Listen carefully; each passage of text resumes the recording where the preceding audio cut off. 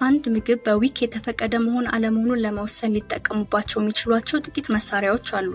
በጣም ቀላል ከሆኑት ውስጥ አንዱ ማይ ሚኒሶታ ዊክ መተግበሪያ ነው። ስልክዎ ላይ ዳውንሎድ ማድረግና ካርዱን በመተግበሪያው ማስመዝገብ ይችላሉ። ካርዱን በመተግበሪያው በሚያስመዘግቡበት ጊዜ በካርዱ ላይ የሚገኙ ምግቦችን ዝርዝር ማግኘት ይችላሉ። ምግቡ የተፈቀደ መሆኑንና በዊክ ካርዶ ላይ የሚገኝ መሆኑን ለማረጋገጥ ባርኮዶቹን ስካን ለማድረግ ወይም ዩፒሲ ለማስገባት መተግበሪያውን ይጠቀሙ። ልብ ይበሉ፣ ለፍራፍሬዎችና አትክልቶች ዩፒሲ ወይም ፒኤልዩ ስካን ለማድረግ መተግበሪያውን መጠቀም አይችሉም። በአንዳንድ መደብሮች ውስጥ ባለው ውስን የሴል አገልግሎት ምክንያት መተግበሪያው በአግባቡ ላይሰራ ይችላል። ካስፈለገ መተግበሪያውን ለመጠቀም የመደብሩን ዋይፋይ ሊጠቀሙ ይችላሉ። በተጨማሪም በመደብር መደርደሪያዎች ላይ የዊክ ምልክቶችን በመፈለግ በዊክ የተፈቀዱ ምግቦችን ማግኘት ይችላሉ። አስፈላጊ ባይሆንም አንዳንድ መደብሮች ለዊክ ምግቦች አጽንዖት ለመስጠት እነዚህን ምልክቶች ይጠቀማሉ።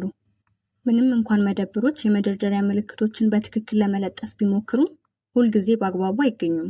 ምግቡ የተፈቀደ መሆኑንና በዊክ ካርዶ ላይ የሚገኝ መሆኑን ለማረጋገጥ ማይ ሚኒሶታ ዊክ መተግበሪያን ይጠቀሙ። ሌላው ትልቁ መሳሪያ የዊክ የሸመታ መመሪያ ወይም ዊክ ሾፒንግ ጋይድ ነው። ይህን መመሪያ በማይ ሚኒሶታ ዊክ መተግበሪያ ወይም በዊክ ድረገጽ በኩል ማግኘት ይችላሉ። ወይም አንድ የታተመ ቅጂ ለማግኘት ክሊኒኩን መጠየቅ ይችላሉ።